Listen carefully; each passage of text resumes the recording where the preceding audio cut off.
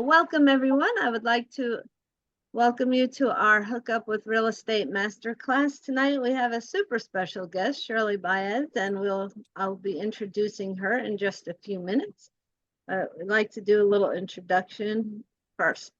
So let's get right into it. So our mission is to provide aspiring and early real estate investors with exceptional education, skills training, and opportunities to invest in real estate while simultaneously sharing strategies to avoid costly mistakes like those my husband and I made on our early real estate journey. You can read about our journey in the book, Real Women in Real Estate. And Shirley is actually a contributor to this book as well, both in volume 1 and volume 2. So that's pretty exciting. And she has 2 other books, which we'll hear about later. And so you can buy it on Amazon for $9.97, or I can send you a signed copy for $17 with US shipping. Okay, I'd like to mention that my husband, Ken, is a real estate agent in Northern New Jersey. He's a licensed realtor and a veteran, also like Shirley. So we'll talk about that too. You can reach him at kenneth-hook.weichert.com. Okay, our masterclass is powered by Legends team. We are in that mentorship program, and this is one of the properties we're involved in. This is just parts of the team, different players and associates of Legends. Okay. One of the things I mentioned in our mission statement is skills training, and we have this fabulous opportunity for you to take part in a wonderful education from a professional real estate investor. It's a deep dive. You're going to learn everything you need to know about multifamily syndication, and it's only $97 with the code ROOKIE. And I'll put the link in the chat in a little bit. But for short, it's https://tinyurl.com/multifamily masterclass. And I've been taking the training myself. It is very good. Excellent, really. Okay, this is our course schedule. And I do want to point out that next month in August, we have an altered schedule. So our training will be on the 21st instead of the 4th Wednesday. This is the 3rd Wednesday. All right. And then we have a couple of ways for you to stay connected with us on our YouTube channel at Hookup with Real Estate, and through our Facebook groups page, Hookup with Real Estate. So you can like and subscribe and join. And about within a week after this class, the replay will be available on YouTube. Okay, Ken, would you mind reading the disclaimer, please? Yes, we appreciate you attending the Hookup with Real Estate Masterclass presented by hosts Kenneth and Donna Hook. The content we provide is strictly for educational purposes and not intended as legal, financial, or investment advice. Remember, participation in this program is at your own discretion. Real estate markets are subject to change and can be dynamic. Neither Hookup with Real Estate nor its representatives will be liable for any outcomes resulting from the information provided. Seek professional advice before making any real estate investment or investment decision. By attending, you consent to this event being recorded and understand that internet security is not absolute. Thank you. And one more, the quote of the day. Veterans bring a unique skill set to real estate, a combination of leadership, resilience, and attention to detail that sets them apart. Anonymous. Thank you. All right, now we get into the good stuff. I'm going to introduce Shirley, and then we'll do a bunch of Q&A. All right, Shirley Baez is an extraordinary individual whose remarkable journey has led her to become a beacon of empowerment and inspiration for countless others. With 20 years of service as a Special Operations Army veteran, Shirley's transition to the multifamily space reflects her unwavering dedication to excellence and her passion for creating wealth through strategic investments. As a published author of Lead Your Ship and a co-author of best-selling series of Powerful Women Immigrants Who Inspire Greatness and Real Women in Real Estate, as I mentioned, volume 1 and 2, Shirley's words resonate deeply, offering insights and guidance to those seeking to unlock their potential. At the helm of Lead Her Ship Academy, and as the co-founder of Crack the Wealth Code, Shirley's mission is clear: to empower professional women and business owners to thrive as leaders and to build personal wealth. Her visionary leadership and unwavering commitment to uplifting others have made a profound impact on the lives of many. She's a dynamic speaker and an inspiration, and her journey serves as a testament to the transformative power of leadership, resilience, and unwavering determination. Through her guidance and mentorship, she continues to light the path for others, empowering them to navigate life's challenges with courage and grace. I'm going to stop sharing and welcome Shirley. Thank you so much. Good evening, everybody. Thank you, Donna and Ken, for having me here tonight. It's such a pleasure. Meeting Donna, doing the collaboration with the book and meeting her in person was just a delight. Thank you so much for inviting me here tonight. Oh yeah, we're super excited. Why do I hear an echo? All right, well, Shirley, before we get into the real estate part, what was it that gave you the decision to join the military and then to stay in for 20 years? We want to know. Wow. That's been such a journey. And it's been such an inspiration for myself. Like, I'm inspiring myself because, growing up, I was born in the Dominican Republic and I came to the United States when I was 7 years old. My family, I come from a baseball playing family, a well-to-do family, but coming to New York and then kind of seeing my parents divorce and living with my mom it just changed the dynamics and kind of like the journey in my life, right? Having them get divorced and having a mom that wasn't really there for me really propelled me to figure things out, really, as a young kid. And so I really had to take ownership of my life at a very young age and try to figure things out and problem solve from a very young age without even realizing it.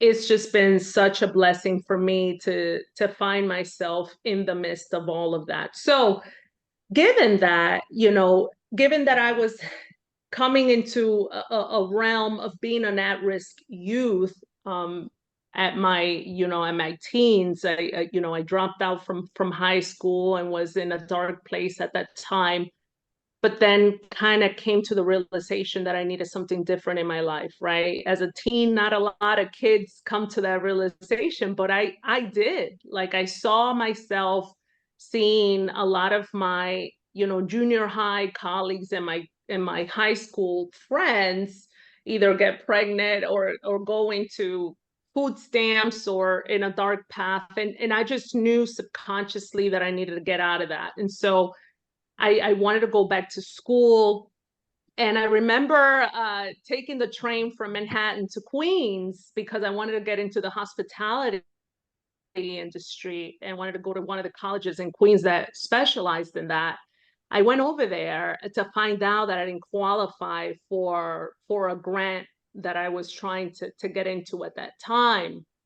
So coming back from Queens to Manhattan, one of the stops that I make to take the A train back to Manhattan, I came upon this big kiosk that read, "We'll pay for your college." And so to me, that was kind of like a light bulb turning on. I'm like, oh my God, this is kind of like my destiny, right? I didn't know what I was getting into. All I knew is that I needed to get into the kiosk and ask questions. And the recruiter at the time, of course, they're gonna sell you something really good. And they're like, yes, we're gonna pay for your college, you're good. I was like, okay, this is my ticket, right? I want to go to college, I want to make something of myself. And so I went ahead and I raised my hand and did the oath at MEPS. And then I remember that almost a month prior to me going to boot camp, 9/11 hit. So the Oh. Twin Towers hit. 2001 September. I was supposed to attend boot camp in October. So I remember that happening. And I remember going to one of my medical appointments before I was shipped out, and coming into that appointment and seeing everybody confused, crying, talking on the phones. I mean, obviously there were no cell phones at that time, but like talking on the office phone, confused, crying, and I didn't know what was going on. And I remember I was in Midtown. I remember I was in the sky rise at a dermatologist appointment and seeing outside of the window. And in the far back, I see a whole bunch of helicopters and smoke coming up. And I was actually seeing, the Twin Towers, falling and all of that. I remember that in that doctor's appointment, they sent everybody home. I remember taking the bus. The bus was free for everybody during that time.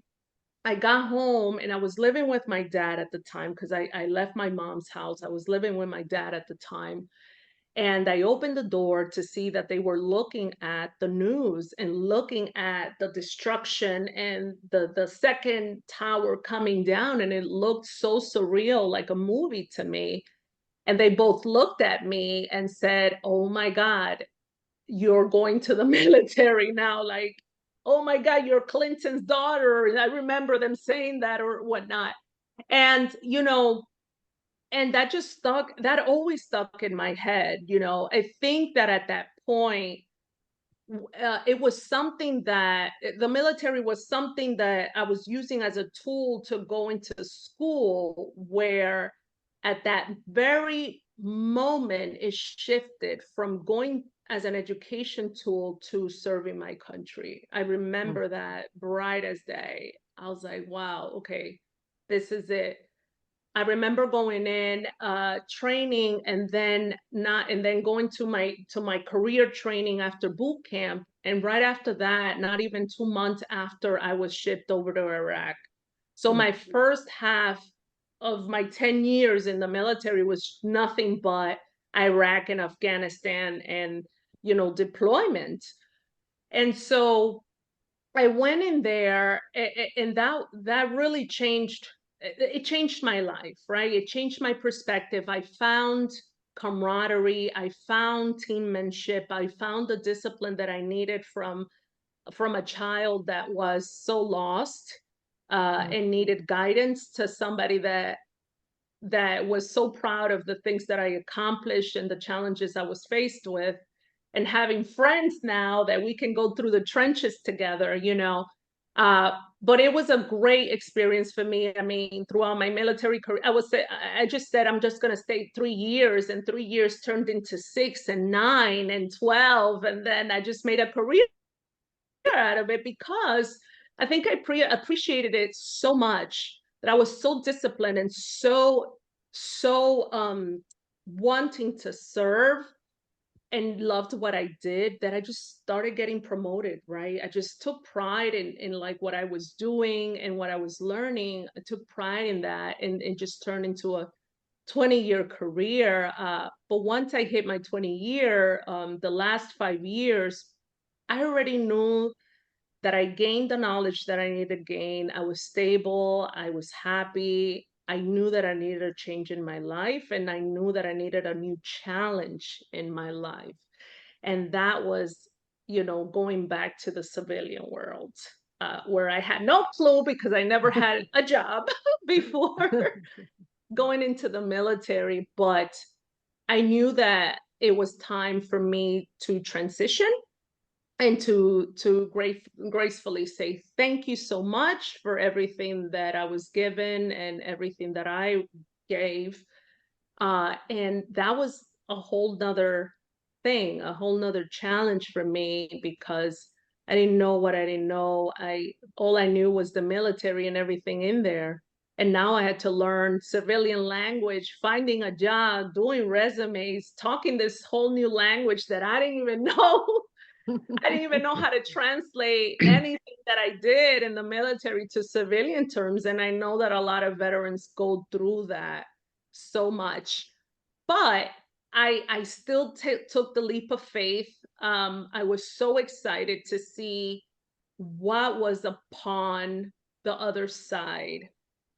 And, I just started really cultivating my new tribe, because the military train is still going to move on with you or without you. And so for me, it was important to start building my tribe. And so that's kind of when I did my shift from military to civilian world.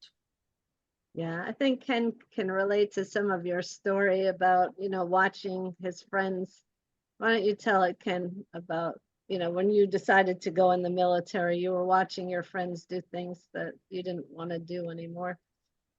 Yeah, basically very similar. My friends were all like partying and having a great time, and well, I mean, they thought it was a great time, and I was like, I don't know, where's this going to lead me? And I wasn't a good student in school either. I was a cut up and all that. But then I said, I don't think I want to do that for the rest of my life. So that's what kind of prompted me to go to the recruiter's office. But I joined the Navy, so yeah. Healthy Yeah. competition, healthy competition. Yeah, I was actually and the in military paid for 90% yeah. of his college too. Yeah, I was actually in the Did you submarine get your service. college paid for, Shirley? Oh, absolutely. Even certifications for sure. Okay. Hey, so that goal was checked. For Got ya. sure. All right. So then let's move into the real estate side. So now you're out, you're looking for a job. What kind of job are you looking for? And then how do you even end up in real estate? I didn't even know. I didn't even know what I wanted to do. Like, in the military, you wear so many hats. It's like what is the saying? You're like many hats and then expert of none. It's like you have your job and then you do all these other additional duties and you gain so many different skills that you're kind Jack of of like, all well, trades and a master of none. there you go, jack of all trades, a master of none. That's what we are when we leave the military, because we acquire so many skills. But I knew that I wanted something in consulting, and it was management consulting. And I started loving management consulting, change management, because when I was leading one of my organizations in the military, I was spearheading the schoolhouse. So I was the first sergeant for the schoolhouse. I was the manager of a schoolhouse there, with like the top 10% of soldiers that get to be selected to be instructors there. So a lot of type A personality, a lot of guys, that knew their stuff.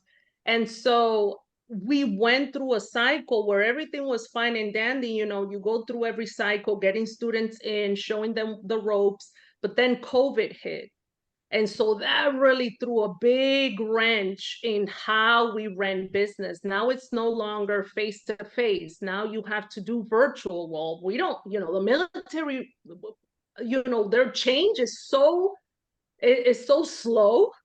And so to have to do all those changes and then having to mitigate the pushback that you have from your soldiers, just used to doing one thing to now having to shift their mindset into other things that taught me a lot about leadership, communication, and change management. And so I really fell in love with it. I wanted to go into change management, and I was going to go into one of the top 4 consulting firms. I actually was offered a job at Deloitte, which I turned down.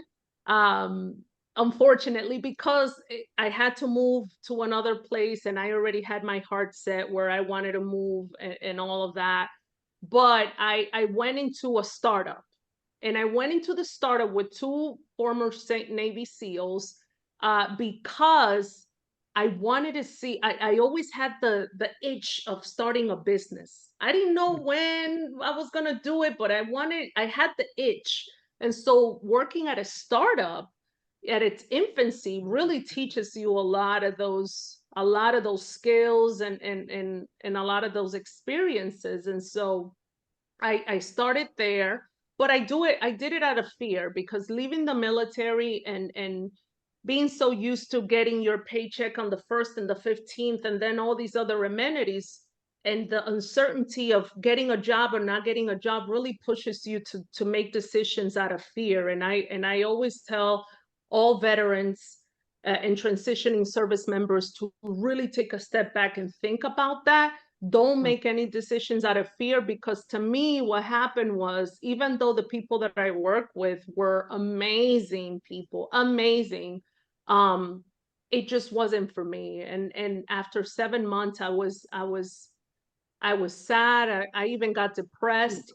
And then having the lingering values of the military, of being loyal, and I'm feeling like I have to stay because I have to be loyal, until I had to have a conversation with my aunt. And she was like, "Shirley, you're a civilian now. You don't have to be loyal. You can quit. You can actually quit your job." And I'm like, "Oh my God, for real?" And so, it was just one of those things, like your mind is shifting. And so the way that I came about real estate was I had the itch to start a business, and I always loved investing. So as a young soldier, coming up and even getting my $300 paycheck every 15 months as a private, I always remember to be conscious to at least invest or save 10% of that, no matter how much. It was just something in me, because I really grew up, with a mom who had a scarcity mindset. So I didn't really have anything when I grew up. My dad was so different, but my dad was very strict and very held into his values. So I was kind of a rebel child or whatnot, but I had to live with my mom, and that's kind of the environment that I lived in. But because of that taught me to be very resilient and be conscious about, okay, these are the things that I don't want to do. This is what I'm going to do. And so I saved up, and I started loving the concept of compound interest. I started loving compound interest like crazy. And Well, they say the so, 8th wonder of the world. absolutely, absolutely. I didn't know really what it was, but I just love seeing my money grow. After I made rank after rank after rank, I just put more and more in that. And so I had a good nest egg when I got out. And as I was going through transition, going through career transition programs, I came across a Grant Cardone boot camp, a business boot camp, which I always say that is the rite of passage for everybody who's like going into real estate, right? Grant Cardone. And so I attended his 3-day boot camp. I still lived in North Carolina. I fell in love with it, got into one of the accelerators for sales and real estate and all of that. And then went to actual Miami for a marketing workshop. And the rest was history. That's when I started meeting other people, started getting into the mindset of like wealth creation and buying hard assets that you can see and touch, and just this whole like other world that I was like, oh my God, what was I missing this whole time? So I just loved it, because I went back to an instant when I was in Afghanistan. I remember 2014, I was in Afghanistan. And at that time, you know, when you deploy, you make pretty good money actually, because the places that you go is tax-free. You get that money, everything. Even when you re-enlist, the whole thing is tax-free. And I remember telling one of the guys, they were all talking about investment and money and all of that. And I remember telling one of the guys that I work with, I'm like, oh my God, I got this money and I don't even know what to do. And he's looking at me like, Shirley, don't ever say that. Don't ever say that. You have to invest your money. You know, and I go back to that and I remember that. And I was like, okay, you know, I started my journey in real estate. And then knowing that I had my nest egg, I was like, okay, now this is the right time for me to deploy what I worked so hard for into something that can keep on growing and actually build wealth now that I am out of the military, now that I want to live a different life, now that I want to enjoy what I couldn't enjoy because I was so busy serving my country. And so I started attending real estate summits for Grant Cardone. And then it just started kind of snowballing, you know. Then I started attending all the top names, Michael Blanc, Rod Cleve, Rod Sumrock. And that's how I met all of you great people through through those experiences. And so that is when I started really, really getting serious about learning about real estate. Yeah. All right. So then how did you actually take action? Because that's one of the, we go from learning to action taking. For sure. So you know, I was showing up. That's one of the things that I tell people, you know, this very small community, real estate, you know, investment, multifamily community is very small. It's very important for you to show up, to be interested in learning, to be curious, to also add value wherever you can. And so I started showing up to, like, you know, Alex Lovely and Rod Cleve and all of it. Like, you always saw me, right? And it wasn't like intentional. I was just really curious. I was like, wow, I really want to learn. And, you know, listening to all these people, starting from humbling beginnings to now, you know, investing in so many units. And I was just in shock and awe. And I was like, I need to learn this. Like, I need to know what this is all about.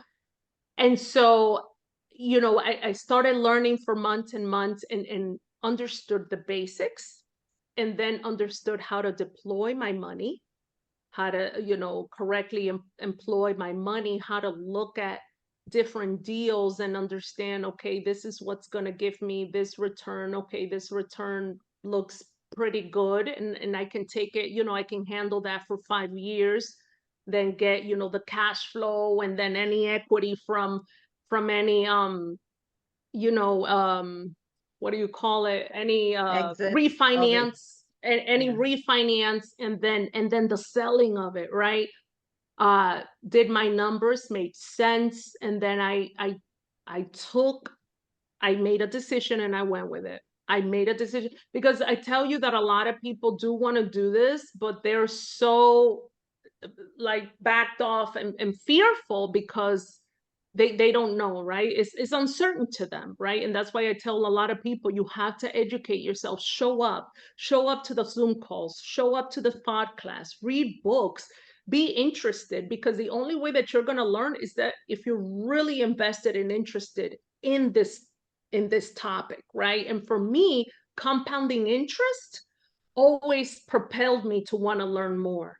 And seeing real estate, the compounding interest 10x or 2x or 3x, I was like, okay, so this is my jam, right? And so I went into my first deal to 2022 with two former veterans. I mean, to me, that was kind of like the safe spot, because us veterans, we kind of check each other's six, like I said, check each other's six, check each other's back, and I felt comfortable going with them on the deal. You know, they pitched the deck, they walked me through everything. And then I went ahead and did that. And the way that I did it, because I didn't really have the money to deploy, because everything was was already invested in traditional investing, right? Meaning mutual funds, stocks, all of that, is that at the time when I was moving from North Carolina, I wanted to sell my home. And my stepmom at the time, she's like, why are you selling your home? It's in a great neighborhood. It's close to the base. You can rent it out, you know? And as I was learning through Grant Cardone and everything, I was like, you know what? That's a great idea. Like what's, what, what I thought was a burden for me was actually kind of a piggy bank for me at the time. So what I did, my strategy for that was, okay, well, if I'm going to keep my house, it has a lot of great equity, sitting on a lot of great equity. I know I'm moving to Florida from North Carolina. It's close to the base. I'm probably going to get tenants right off the bat. And so let me experiment. And so I started, at the time, I started attending this app called Clubhouse. For those of you who don't know what Clubhouse is an app where there's a lot of little rooms there that you can go into, and people are speaking about different types of topics, right? It's audio only, right? Not video. It's audio only, but people give a lot of great nuggets there. Like you learn so much. And I went into this room, this former Marine, his name is Anthony Glenn, and he's in Los Angeles, California, and he was talking about something about cash out refi, and I'm like, what is that? You know, and They were like talking. perking up. Yeah, I was like, and he was talking about cash out refi. I started learning a lot about cash out refi. I thought to myself, okay, now that I understand what cash out refi is, okay, I'm moving out of my house. I already had tenants ready to move in at the time because I already made a decision to not sell it. Okay, I can bump the rent because the market is calling for me to up the rent at least $200. I did that, and then went ahead and did a cash out refi and took at least like 80% of it out. And with that, I went into my first multifamily investment by leveraging debt. And I talk about that in volume 2 for Rewire, is, the ability to strategically use debt as a leverage tool to invest, right? To make more money. And so that helped me twofold. That helped me with my first multifamily investment, and then my purchase of my Airbnb that I have in the Dominican Republic. It's being built now, but when it's built, it's going to become an Airbnb in another business. And that's kind of how I broke through. Okay, so let's just delve a little bit into the cash out refi for aspiring and earlier investors. What exactly does that mean? So cash out refi, it's a strategy where you can actually utilize the equity on your home, right? So you're basically taking another mortgage into your home, right? Obviously, take into consideration the rates in the market at the time. At the time, for me, it worked out well because the rates weren't going crazy. So I still had some time to refinance my home, get the equity out, and then still keep a good interest rate on my mortgage. And so obviously you have to pay the loan back. You had to doing absolutely, yeah, you're starting all over. I'm not going to sugarcoat it. You started all over. But for me, my thought process is, well, I know that I'm not planning to buy the home. I'm just planning to utilize it as a business tool and rent it out to other people that can, that can pay the mortgage, and then I can get some cash flow and still leverage everything I can from that property for my multifamily, business. So that I knew clear as day, so it didn't bother me to go ahead and start all over again, because at the end of the day, taking into consideration the market, I can always sell the home. And the home has always been in pretty good shape because the first 15 years of it, it's 21 years old. But the first 15 years of it, I wasn't even home because I was deployed. So Okay. the home is not really used at all. So it's been in pretty good shape, you know? Mhm. Now, of course, it's a 21-year-old home and there's gonna be different little things, and there's always something every year, but it's small stuff, right? And Mm. it's not stuff that I can't handle. And that's why I have a budget for that. But you know, cash out refi, I think you can take out at least 90 or 95% of the equity of your home and utilize that to either, if you want to go on a vacation, pay your child's, you know, college, invest in real estate. You can utilize it for anything you want. But for me, strategically thinking and wanting to grow my wealth, I wanted to strictly do it into multifamily, right? Invested in Yeah, multifamily. smart. So I utilized that money just for that purpose. So beside your Airbnb property in Dominican Republic, I'm not sure if you said that, but I just happen to know from your book. You bought, was it multifamily? How many units? What did you invest in? So the first investment I invested as an LP, and that was 168 Which is units. a limited partner or Which is financial. which is a limited partner. And what that is, you know, you just say, hey, take my money, invest it. I don't want to do anything, you know, I'm just kind of like a silent partner, really, is what you are.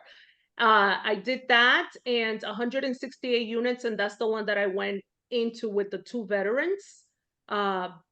And so then after that, another strategy was, hey, I have my TSP, which is another word for the traditional IRA. Once you get out of the military, because you're no longer working in the federal government, you can no longer invest in your TSP, right? And so my money was just sitting there. And I never knew that I can actually utilize I can turn over my TSP to a traditional IRA or a Roth IRA and utilize that to invest in real estate. And so that was my second strategy. TSP is a military pension.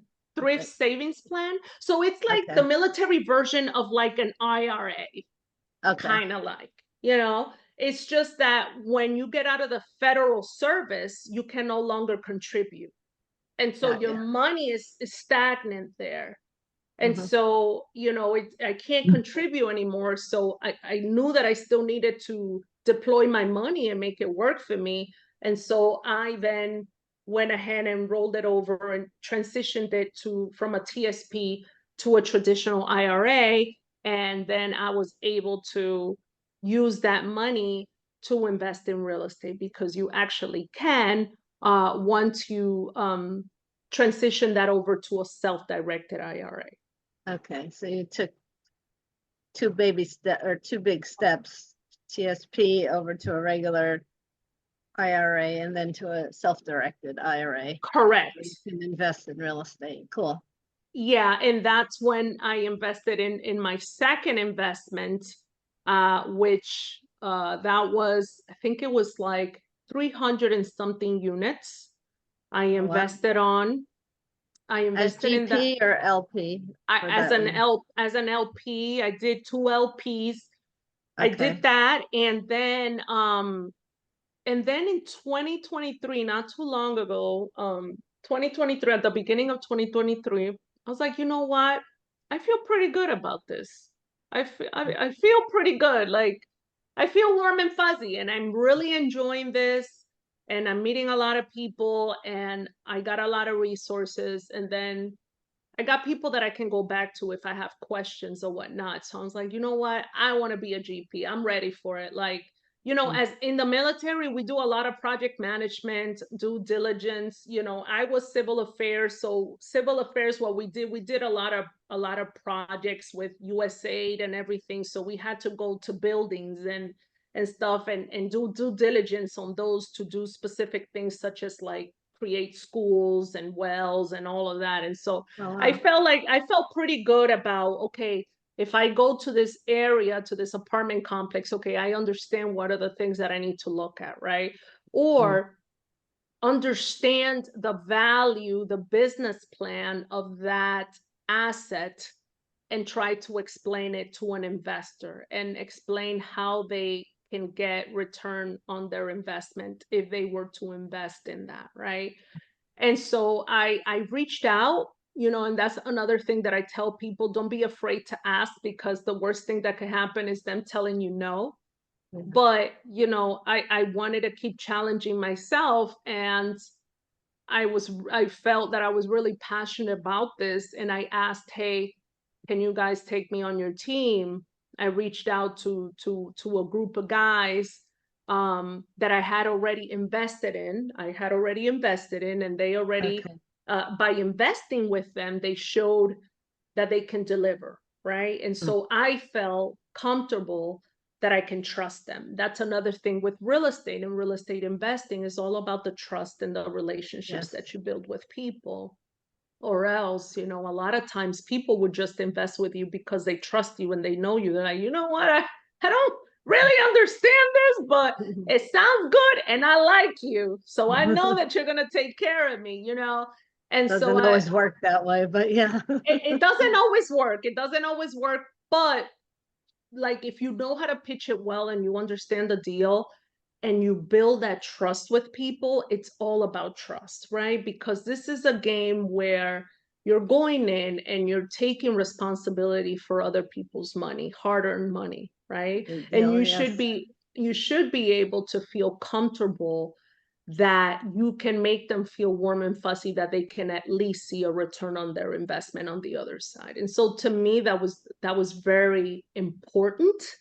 First and foremost, I don't care if I made any money or not. It was all about, okay, how can they start expanding, right? And building and compounding, just like I'm doing. And I just asked, hey, can I just be on the team? And, I was like, hey, I'm not looking for anything. I just really want to learn. And, from one asking a question to actually being truly like embedded in the team, and they were like, yeah, you can come in as a co-GP. I attend all the meetings, which are just so nourishing to my mind, because you see that other side of Yes. the team, right? And of the business plan and the things that you want to implement. And so I became a GP at the start of 2020, at the mid 2023. And now I was asked to go into another GP deal. And I think it is because people kind of see your consistency and being in the environment and knowing you and building those relationships, that then people just start reaching out and asking you, hey, do you want to hop on the team and help out and see what we can do? So it's just been such a humbling experience, and very educational for me. Yes. Very educational, and just such a blessing to just start just flourishing in this industry. So you're not particularly finding the deals yourself. You're finding the partners to invest in the deals. Is that right? Right. Yes. Okay. But that doesn't stop me from actually reaching out to brokers. So I love North Carolina. That's one of my buy boxes. I love it. Yeah. I of course I lived there for more than 20 years, so I pretty much know the area. Especially the Fort Bragg or Fort Liberty, Fayetteville area, Hope Mills, and all of that. And so there were a couple of deals out there of sellers that were interested in selling at the time. And, I did reach out, talk to brokers. That's another thing. Like, once you start getting the hang of things, when you reach out to brokers, like, you don't feel intimidated or anything, right? And then the broker happened to be yeah, exactly. And then the broker happened to be another veteran. So I'm like, cool, so we're good. So we can speak that language. But yes, right now I'm doing kind of just customer relations, capital raising, but in my own time, I'm doing my due diligence and finding my own deals as well. Okay, so let's talk a little bit about the due diligence that you do. What kind of due diligence are you doing? Is it just the underwriting? Or are you actually inspecting the properties? So I'm going, so right now, what I really love doing is going into the property, going to meet the property managers, going to meet the brokers, having coffee, speaking with them, talking about, the cosmetics of that particular apartment complex, actually walking the apartment complex, meeting the tenants, understanding their perspective of how they live, like their everyday, living in that area, understanding kind of like the structure, the bones of the building, getting with property managers and kind of getting their 2 cents on that. The underwriting, I do a little underwriting. I tell you that that's something that I'm still really getting my hands on.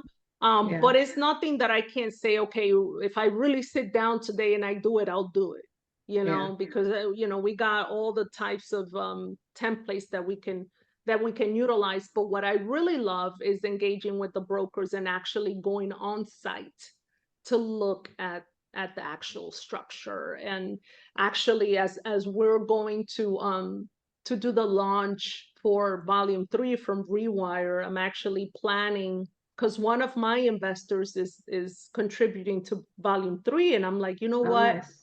we should go to the property that's there close to Dallas. And so we're actually gonna go and walk the property.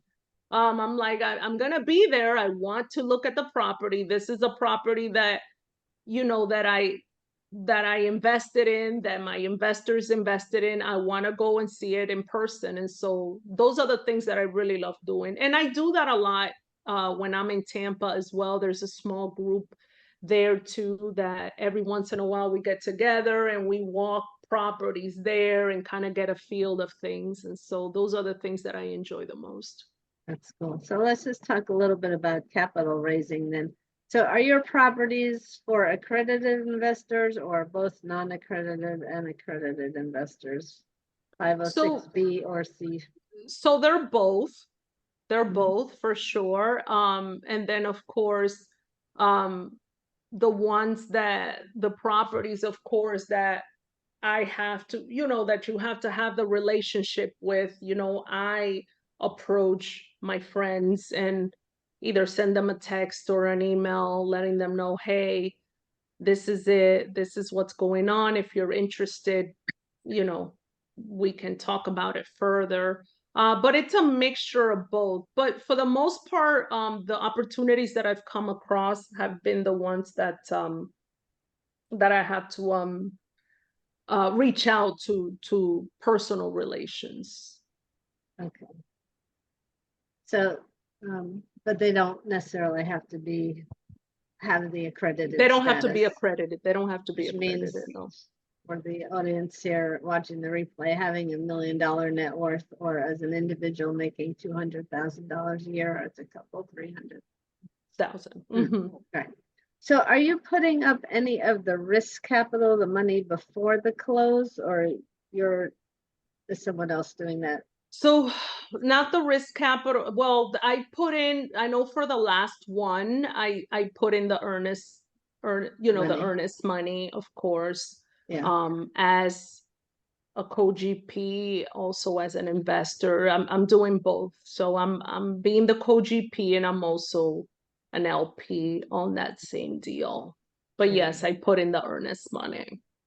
Yeah, I hear that's one of the fastest ways to make money is to put your earnest money in and yeah. I mean, then you can decide to pull it out or keep it in as an investor. Exactly. All right, and then so we talked a little bit about capital raising, but is there any other strategy? And Margie has a question, so let's just take a pause and get Margie. No, thank you. No, I just love this. I probably read this and you probably told it to me. I just love hearing it again, just hearing the whole backstory and the whole evolution. It's just really fascinating to me.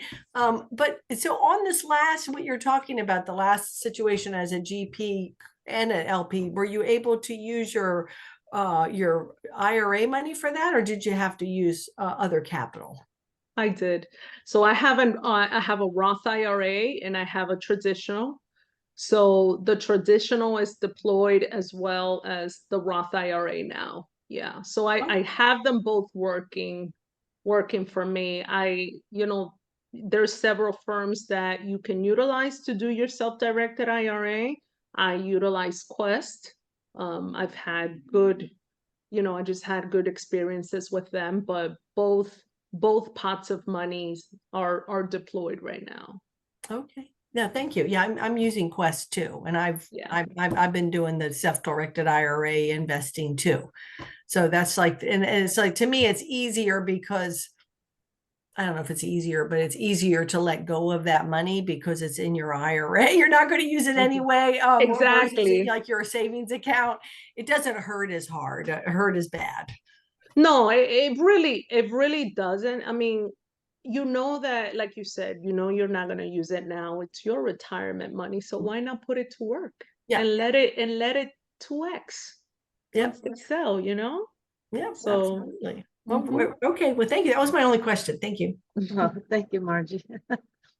So, so we also like to talk about the key principles. How are you finding the key principle on, Ken has a question.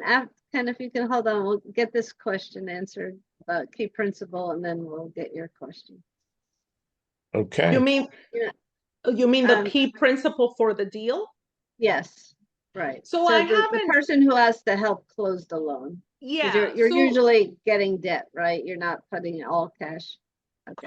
correct. So once both of the times that I've come in as a co-GP or as a GP in the deals, that person already has been identified. Okay. So they've already been through some of the hurdles before they reach out to me, or I have reached out to them.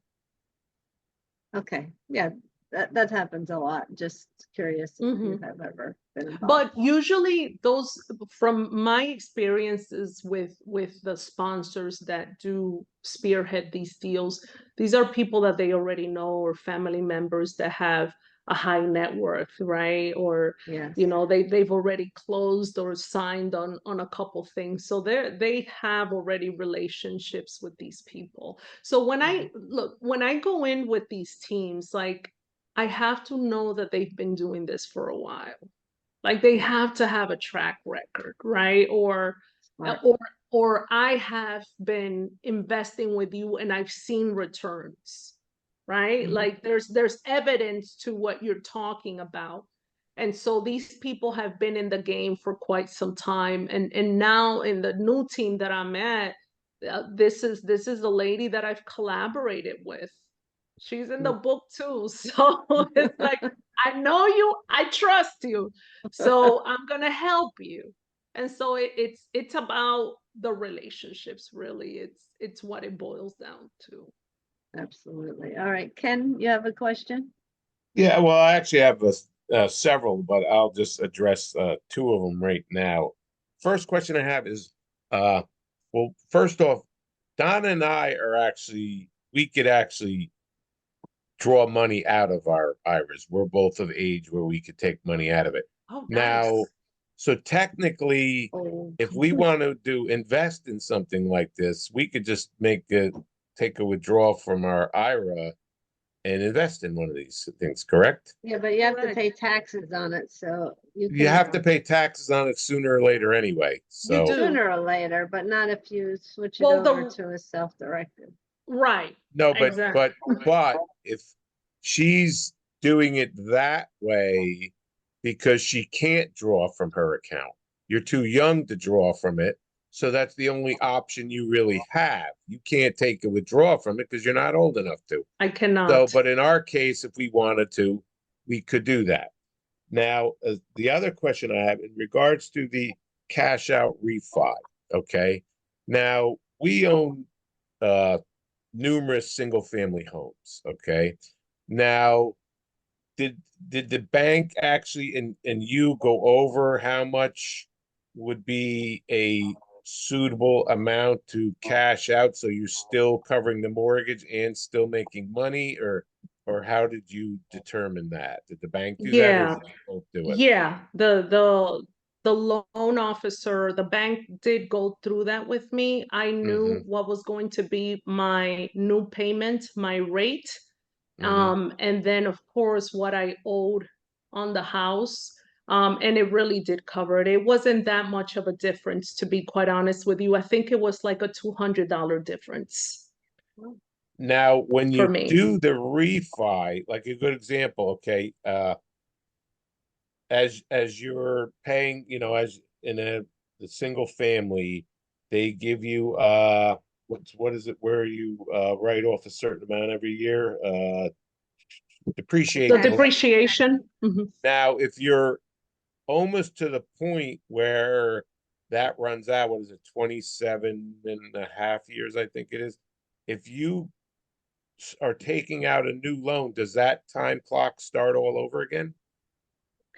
I want to say that I believe so, because I'm still able to do the depreciation on that. I'm not 100% sure. I would have to get back to you on that if the Mhm. clock starts again.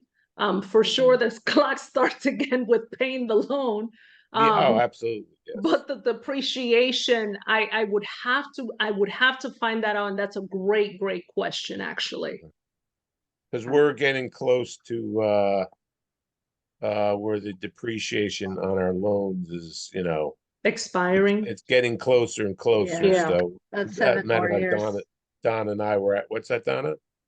About 7 more years. Yeah, so we were just talking about that. I'm sure we could ask our accountant and he could tell us, but I figured since we had you on the Yeah. call, I would see if you knew that. So I'll have a couple other questions later for you though, but All so right, Okay. Margie has your hand raised again. Yeah, Okay, great. just to because I'm in the same situation, Ken and Donna, as you. I turned 60 last year. So when I did I chose not to take the money out of my IRA mhm. and invest it in the multifamily 673 doors. I chose to put the money in a self-directed IRA for tax reasons. That was my advice that I received. Now, totally do what you want to do, but I could take it out, but I don't want to take it out Got you. Okay. right now. I'm just going to let it ride, so to speak. So if I took out 50,000, I didn't take out. If I transferred it over, invested it through Quest for this 673 doors down in Texas, I'm hoping to double my money, so that they'll just put it back in my IRA. And that way Now, when do I wanted how to, much of course, you had to set up a whole account with them, An and of course, they LLC, charge you a right? management We fee. had a self-directed And I didn't IRA. have to set up an LLC, but I had to just, No? I didn't have to set up an LLC. I just had to set up a Quest account. And Oh. there is a fee, but there's a fee if you refinance. There's a fee Then if they you must have cash out. changed There's that. a fee for Yeah. everything. So it's like you got to pay those fees and you write them They must off. they So must have changed that over the years then, because when we did it, however, 20 something years ago, you had to have an LLC to do that. Yeah, so Or maybe it was just our tax accountant telling us that we had to, so they'd get paid for yeah, maybe setting that up is an true. Yeah, because they LLC. set up I the don't know. LLC. you don't Yeah. need an All right, well, LLC.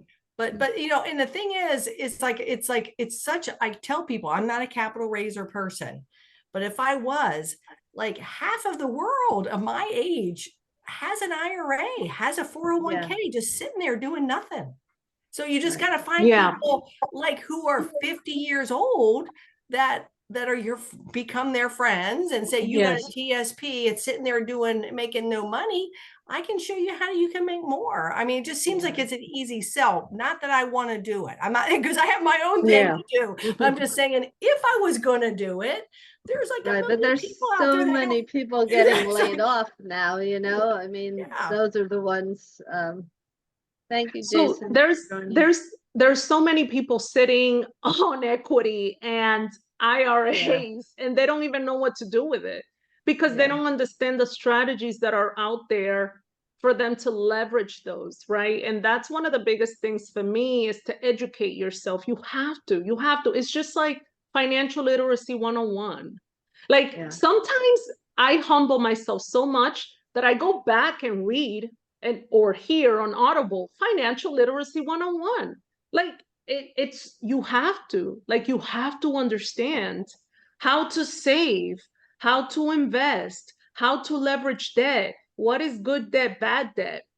You know what I'm saying? And so you have to understand that. And a lot of people, either out of ignorance or they just don't have the friends or the groups to involve themselves with that can actually give them a nudge and say, hey, you know, that you can actually use this money. Because at the end of the day, even if you're old, right? Even if you're older, 50, 60, 70, right? And you have this money here, when you pass away, you have family that stay behind. And I tell you, that's another anecdote for me. You know, when my father passed away last year, you know, all these baby boomers are going to be passing away. And one of the things that I learned really quick from reading an article on Ellevest, that's an investment firm specifically tailored for women, is that in the upcoming years, the male baby boomers, there's going to be a big transfer of wealth. And that has to do with the male baby boomers passing away because women outlive men. I think by 2 or 3 years or 4 years or something like that. And what are women going to do with that transfer of wealth? Right? Or are they set up to transfer that wealth? And that's what I tell a lot of people that are mid-age or a little older. Be intentional. Like, don't even think about yourself anymore. Think about your family. Think about your kids. Think about your grandkids, because that money is going to be there staying still. And before the bank comes over and takes over it, if you don't have a will or a trust, they will take over that. And then your kids are left to, you know, which is what I'm dealing with my father's assets now, right? Because he thought that he was going to live forever. He passed away at 70, and it was something crazy. It just happened. He just had a heart attack and passed away, right? Nobody thought, sorry. we thought that my stepmom was going to pass away because she's been to 2 remissions of cancer and everything, and my father was taking care of her. So we were preparing for her to pass away, and then my dad passed away, and he didn't have anything fixed, you know. Wow. And so as the oldest daughter, now I'm having to play investigator. Now they didn't have the assets they have in the Dominican Republic under their name. Now I have to do all these things to put it on their name, to then put it on my brother's name and in my stepmother's name because of the will. It's a lot of pain. And I tell a lot of people that are mid-age or older, please, if there's something that you can do for your kids or your grandkids, is don't leave them with the burden of your debt. Please educate yourself on how to employ your money, whether you are putting it in a whole life, whatever, where you can, that infinite banking thing, where you can utilize, you can borrow from yourself, put it back in there, and you can transfer that to your kids or your grandkids.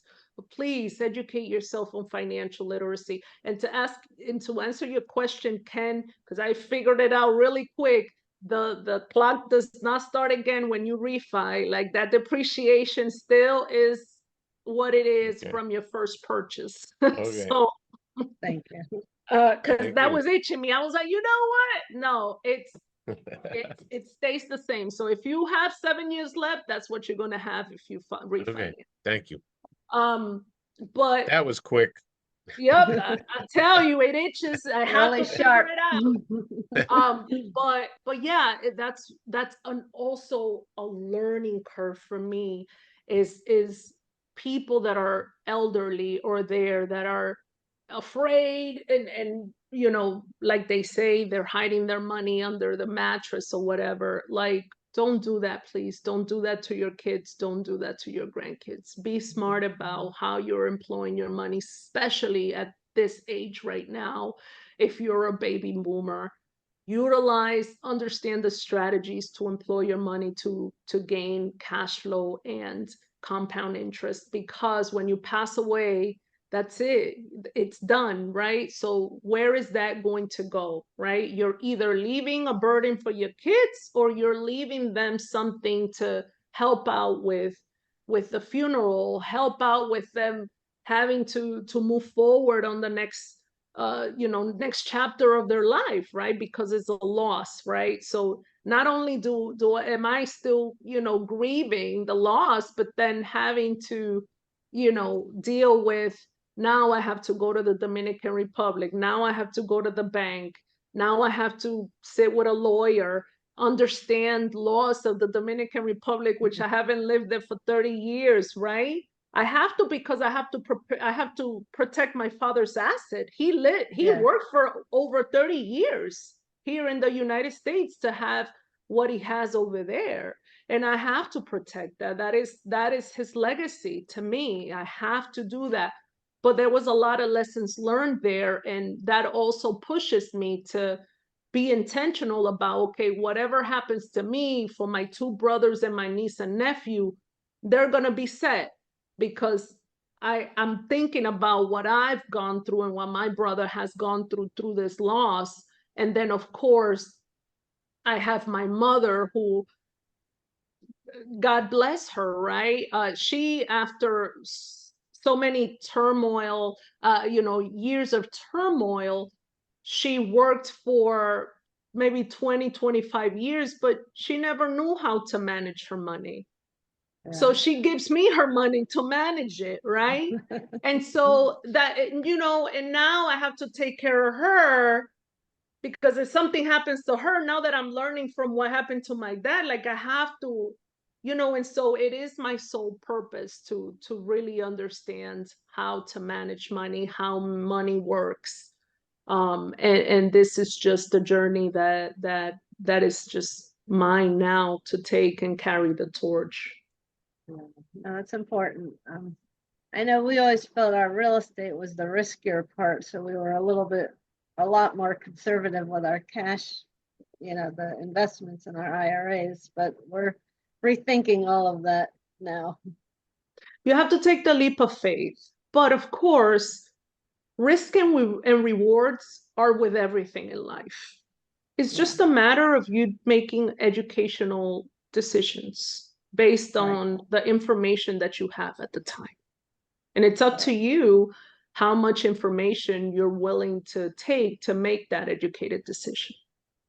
Well, I like what you said. Unfortunately, our decision wasn't educated, so that's why we're a little more apprehensive now, because we were so new to it, and it was so new back when we did it in the time, a lot of people weren't doing it. So we made some poor decisions from lack of education. So, yeah. So let's just talk about mistakes or lessons that you learned, Shirley. What are what you just shared about your father and the wills and having financial, but from a real estate perspective, what kind of lessons have you learned? Bet the people that you're going in partnership with. Yeah, bet them for sure. Please, those are big mistakes. Please bet them. Please bet them. That was actually one of the other questions I had for you. Is I know earlier you had said you basically want to see what they did. Like, what do you want to see, their books or something like that? How do you vet them? So the series of questions you ask, you also ask for documents. Right? To see their history, like everything they have been involved with any investment on any asset. You want to, they want you on the team, or they want you to be their investor. You're entitled to ask that, because you're giving them your money, so they better answer and give you what you need, so you can feel comfortable, because you're not obligated to invest with them, right? But that's one of my biggest thing, is to vet the people that you're partnering with. Understand, because me, still wet behind the ears, raising money for other people, but then people are giving me their cash flow link for their invest. So my investors are their investors. You know what I'm saying? So, okay, fool me once, shame on you, right? So that was a big lesson learned as well. Always have everything in writing when it comes to operational agreements. When you go into a partnership as a GP or a co-GP, have everything in writing, everything in writing. That is my other lessons learned for sure. Because at the end of the day, you know, and then also educate yourself on the deal. Understand the underwriting. I mean, I don't do the underwriting, but I can look at an underwriting and I can understand the underwriting and I can see the red flags or the amber flags, right? For me, it's just such a like headache to do underwriting. Other people love that. They love just like they love Excel sheets. You know, I don't love Excel sheets. I love speaking with people. I love inspiring people. I love teaching. That's Donna loves Excel sheets. I mean, people go crazy with Excel sheets. They do a whole lot of things. Yeah. That's not me.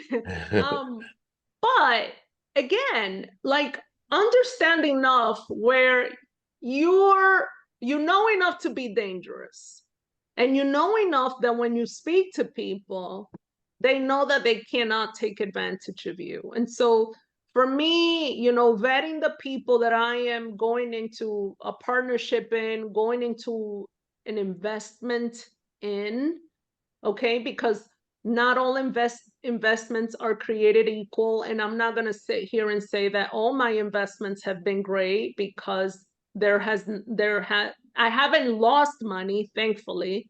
I haven't lost money. But some of my investments, I've invested a year and a half ago, and I haven't seen any returns. And I'm demanding answers, and I'm having conversations on Zoom like I'm having with y'all with the GPs, and asking them the hard questions like, okay, why aren't the investors getting cash flow? And what is your plan of action that you're going to implement to do so? Is it marketing? Are you refurnishing some of the units? Are you enhancing? What are you doing? What's up with the vacancy? Why do we still have vacancies? Why do we still have delinquencies? Like, you as an investor have every right to ask that question, because you're part owner of that asset. You know, and so I make it a point to meet with them at least quarterly, and either by text or, hey, how's everything? Why haven't I seen anything? Now the good thing that they do is that they do send out monthly newsletters, you know, giving us so I feel good about that, you know, monthly newsletters. Communication is key. Absolutely. So I don't gig them for that, but I want to hear from your mouth, and I want to see your face about what's the plan of action right now, because COA 1, it's not working. What's your contingency? What's your PACE plan, like we say in the military, you know, primary, alternary, contingency, and then emergency. You got to tell me all of those, you know, you got to tell me all of those. So yes, those have been my big, for me personally, those have been my biggest lesson learned.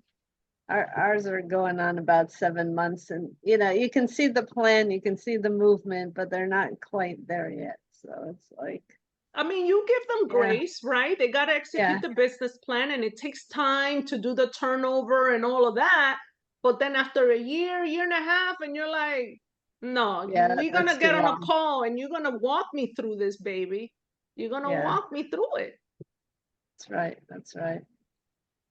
You know, and even some of the big operators have faltered in this market because of the interest rate changes. And that's the thing. That was a big curveball. That was, you know, nobody saw this coming, you know, you can't. But again, when you're so overzealous, and some have faltered bad for being overzealous, you know, you have to be conservative, you know, and you have to, you know, you have to really understand what it is that you are doing. And if you're not there yet, I don't suggest you going all out on that. And so And thankfully, you were smart to invest as an LP first so you could watch. absolutely, absolutely. And that was my strategy. Let me invest as an LP. Let me stay quiet, humble, put my head down, sit on the Zooms, listen and learn. And then I can actually speak with some context. So Cool. So let's just talk a little bit about, some of the things in the second book about like the fear of taking risks, for example, or the fear of failure. I'll let you pick which one you prefer to choose. Talk about first, but because some of these things don't work out exactly as planned. So, it may not be a failure initially, but it could just take longer. So you talk about like embracing failure as growth and a mindset shift from fear to opportunity, taking action despite a fear, celebrating the small wins, and persistent amidst setbacks. And I think that was one of the things you were just talking about. That's one of the things we had to deal with a lot too, is being persistent in face of setbacks. So, and that's the thing, like being persistent and being resilient. For me, growing up, I had to have that ingrained in me, and I was just trying to survive, right? When I was young, and I started cultivating that in the military. That's when it really started hitting hard, because they put you in a lot of situations where you had to navigate yourself. You had to negotiate obstacles and negotiate situations, right? And so you're gonna lose, and you're gonna win some, you're gonna lose some, but the important thing is to know how to bounce back from those. And for me, those to me has been the cornerstone of everything that I do. Because in the military, I was a woman, or I was a minority, or women are weaker than men, and you're in a male dominated environment, and sometimes you just have to prove yourself a little harder. You have to work a little harder, right? And they're asking you, well, why do you have to work so hard? Well, because you don't understand, right? You don't understand what I have to go through, right? Or people taking you, how do you say, not belittling you, but not taking you serious, right? Not taking you serious, or underestimating you. That's the thing. And I hate saying this, but I thrive on people underestimating me. Because even in the even in the military, the guys, right, when I was an instructor there, the whole bullpen, we call the bullpen like this big area where all the instructors work. And I was the only female there. Female there, and all were guys. And it was time for promotions, and I'm here, I'm the quiet one, and I do my things behind the scenes, and I go and teach and do my thing. I'm not like the other guys trying to rub elbows and do all this other crazy stuff, but I do my work behind the scenes to make sure that my stuff is squared away. So when they look at me for promotion, my name comes up on the list, and everybody's like, what? Bonds is on the list for her master? Yes, yes, it is. Because you thought that I couldn't make it, right? And you're doing all this and that, while I'm here behind the scenes working my tail off to make sure that I'm squared away, and that I have the credentials and the mentorship I need to strive forward, right? And so that has been the story of my life, especially in the military, right? And they still see me as a civilian now, and they still can't believe it. I'm like, why are you guys hating? Like, I just love what I do. When you love what you do, it just comes naturally, and I have a lot of, you find a way. And so to me, being resilient in the midst of adversity is very important, very important. And the military showed that to me a lot, because I was in situations and in areas that I that I just say, I don't know how people take the United States for granted, you know, because there were dicey times where I was questioning whether I was going to come back or not. Oh, And wow. so you had to really, really put your mind like on the mission, like focused, you know, and understanding that failure doesn't necessarily mean that you've lost something. You know, I wrote a great quote here from the great Nelson Mandela. I think he says, you know, I don't lose. He said, I don't lose. I either win or learn something, but I don't lose. And it's just reframing the things that you tell yourself, right? Reframing that mindset. And for me, that has helped me a lot in situations or at moments where you just want to give up. Yeah. Both but in you real have to- estate and you- in the military for sure. Absolutely. And the other thing that has helped me, because it's not only me, but it's the people that I surround myself. Like with time, I've been very intentional about being greedy, not greedy, but like selfish about the people that I let in my circle. You know, because before, you know, you wear rose-colored glasses, but sometimes those rose-colored glasses are camouflaging people that really don't want you to succeed. They show you like they're your friends, but they're not really your friends, right? And so I had a lot of those, and those taught me a lot of heartache. But at this time, I'm very intentional who I let in my circle. And those people that I let in my circle really helped me propel, you know, either my businesses or my confidence or my knowledge, you know, just everything. That's cool. So we only have a short time left. So why don't you just quickly talk about your leadership and your Crack the Wealth Code, what you're doing with those two?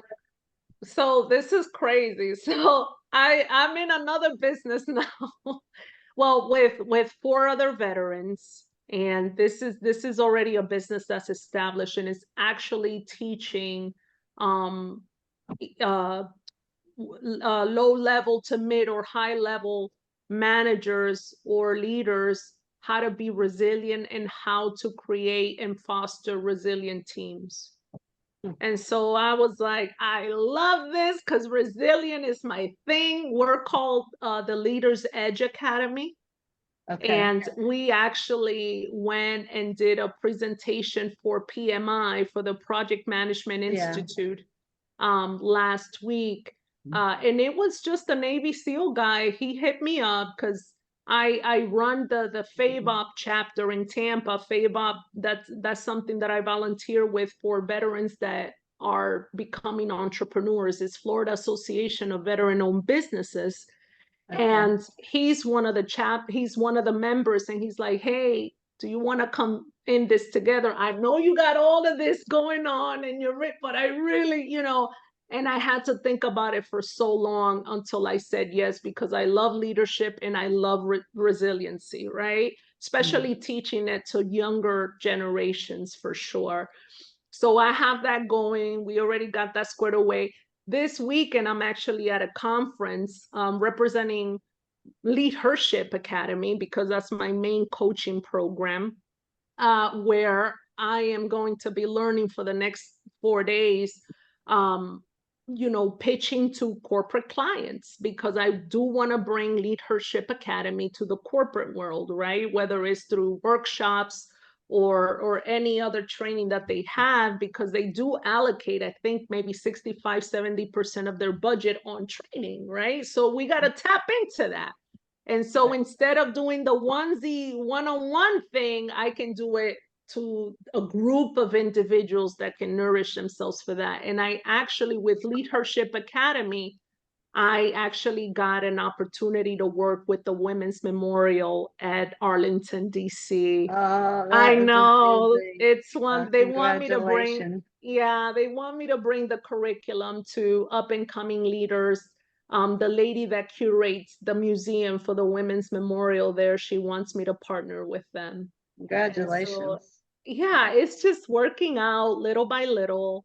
You know, I still got Crack the Wealth Code. It's still in its infancy. But, you know, as a business owner, we all know that we have to focus where things are taking traction, right? And those two things are taking traction for me. And yeah, I'm just kind of just following the road where it takes me. That's awesome. So any last tips about real estate you want to share? Anything? Yeah, Wisdom you no, I wanna mean, real estate, it's not as hard as people think it is, but you do have to dedicate time to learning, because it's a learning curve, right? This is an industry and a space that not a lot of people go into or understand. But if you show up, you put the effort, you start making relationships. Like we all here in this Zoom, we all have a relationship together, and we can all reach to each other, right, for any questions or a Zoom call or whatever, right? Build your tribe on that community, educate yourself, and you know, every day we're making decisions. Every single day we're making decisions, whether we get up from bed at this time or we go and have coffee or not, or do whatever, we're making decisions. And so why not take the opportunity to make decision on your wealth creation journey and on your legacy? So yeah, that's what I That's got. so smart. All right, I'm going to stop the recording and maybe somebody has questions, but thank you so much, Shirley. This has been absolutely Thank you, fantastic. Donna. Yeah, Thank love you it, so love it, love much. it, love it.